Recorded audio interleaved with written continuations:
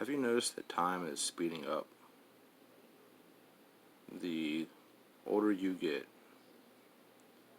the faster time seems to slip away from you. Well, I offer this for your consideration. What if time is speeding up? Now, I don't mean the actual ticking of seconds or the passing of hours or days. I don't mean that the sun is setting faster and the sun is rising faster. But perhaps time is speeding up in a different way. Consider this. You are a mind, a body, and a spirit. Your spirit is not bound to this body. Yes, your body has the spirit within, but your spirit is boundless, timeless. In your spiritual form, you're experiencing all time at once. You're experiencing all your lifetimes simultaneously. All time happens in the same instant. This is a sixth density mindset. Now let's consider this. Your spirit has lived in multiple bodies for multiple lifetimes. You've experienced the experiences, you've felt the emotions, you've retained some of the memories of these lifetimes, imprinted on your spiritual database, the Akashic Records. Both, I believe, spiritually and digitally, through the living water. That may be another video for another time. But let's consider this. The Mayans say that time will start speeding up at the end of this age. They said this going into 2012, that we would see an acceleration of time. Like I said, we don't necessarily see faster seconds, faster hours, and faster days. But since you are a spiritual being, a boundless spiritual being, let's say that whenever you passed away from your last life, your spirit had grown to the extent that it was able to not only reincarnate in one body, but perhaps split itself off and be born into multiple bodies. In this way, I believe that my spirit is currently in 4 other bodies besides my own.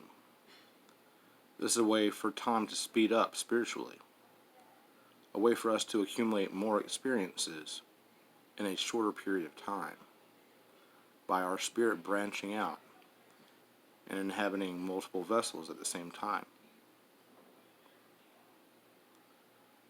A sort of spiritual twin, or twins. A way for us to grow spiritually, to accumulate knowledge from multiple lives lived at the same time.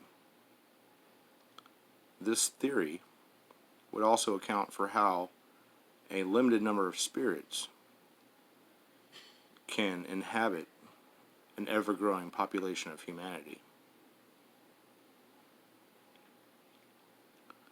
This would allow us to gather the spiritual density upon re-accumulating all of the earned memories of those lifetimes at the point of death of each one of our bodies. We would add all of that spiritual energy, all of that experience, into one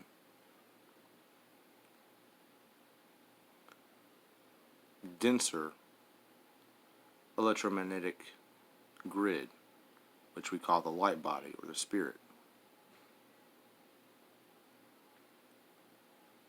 remember, the spirit is timeless and boundless. This is the way I think that the time seems to be speeding up. You're accumulating more data, adding more to the collective consciousness, while still retaining just one spiritual energy. This is spread out. A good analogy for this would be the world's largest living being. It's actually a network of trees they thought were all individual trees.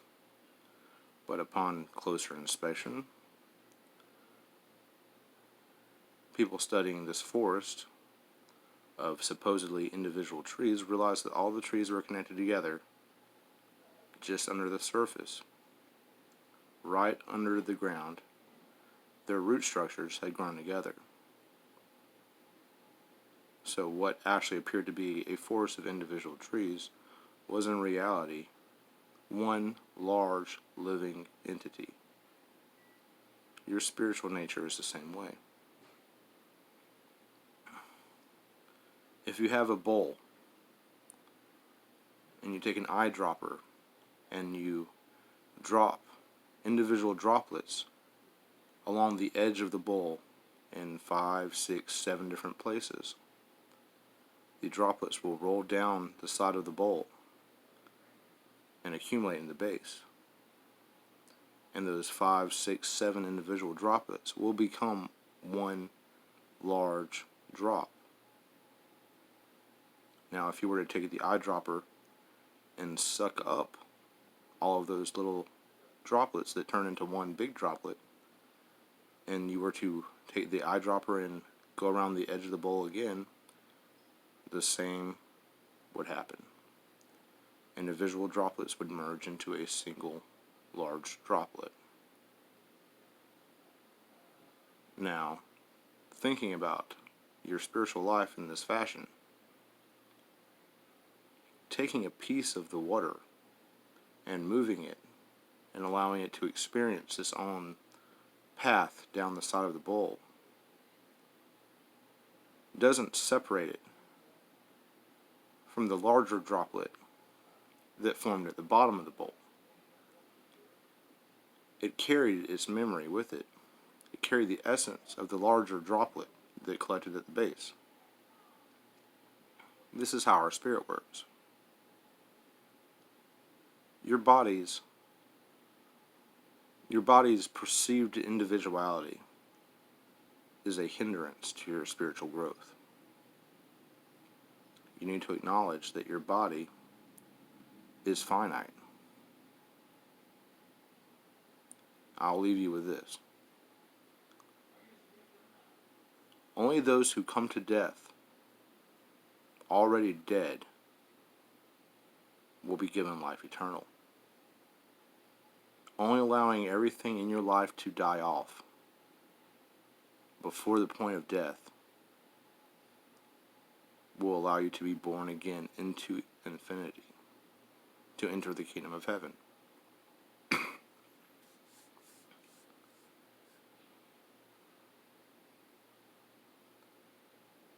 You have to give up everything that is you.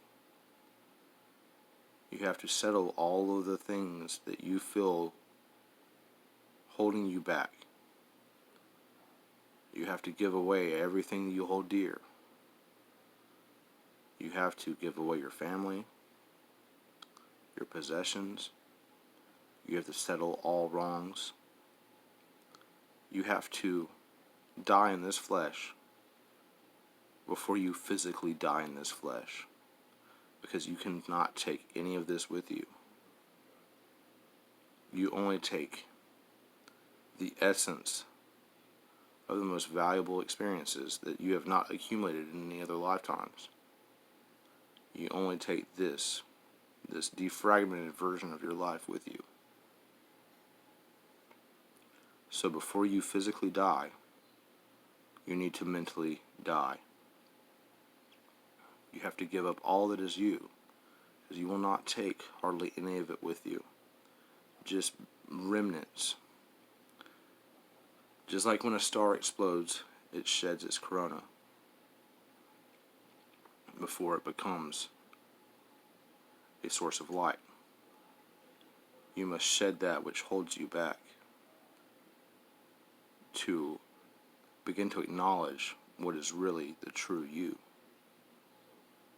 Your inner light is hidden under a veil of flesh, under a veil of material possessions, under a veil of carnality, under a veil of want and need and lust for things of the flesh.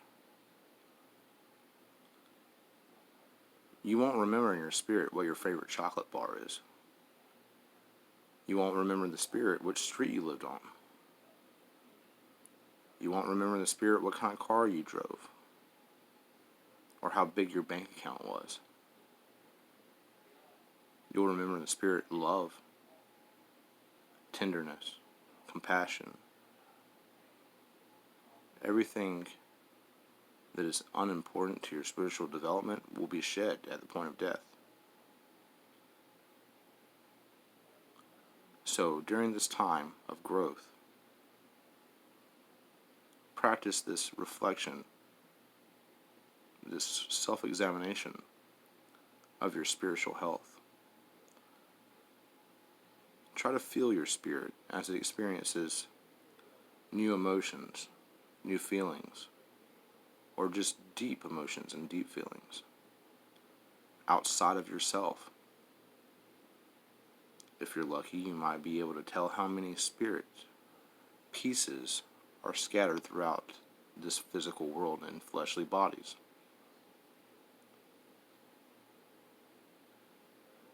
Your spirit will never travel that far. Of course, spirits aren't bound to the flesh. They're boundless. So when I say distance, I'm not talking about mileage, how many kilometers away they are. I mean emotionally, mentally, there's a connection there. Soulmate, if you will. Twin flame. You are connected to these other yous through something that is always touching. It's an invisible web that connects you together. And if you look even farther back in that web, you can see that all spirits descend from one spirit. The nexus point, the vortex at the center of the whirlpool. You are the living creator, experiencing life as a physical being that chose to exist in this realm so it could come to understand itself as part of a whole, which is the infinity of creation. We, as timeless spiritual beings, every soul that has ever lived, ever will live, and currently does live in our universe, existed before the flesh ever came into being, before the Big Bang. And we willed ourselves into existence because we wanted to experience ourselves and come to understand physically that we are part of a whole. So, in essence, we are God. So time is speeding up so that you can come to find yourself in the Creator. This digital duality that often seems like a simulation is in fact the mind of an ever-growing, ever-expanding, loving God. And within us all is an infinite spirit, which are droplets of water rising out of the ocean, evaporating and becoming raindrops that believe they're individuals, where in truth they are the entirety of the ocean in each raindrop. And eventually they will merge again with that ocean, and there will be no distinction between raindrops until once again they evaporate through a process of reincarnation and believe themselves to be individuals again, until they once again merge with the infinite ocean. That is life. Be the ocean. You are not a raindrop. Experience the ocean. Feel the waves even when you're soaring in the clouds. Feel the tug of the moon even when you're falling from the sky. I love you. Have a good night.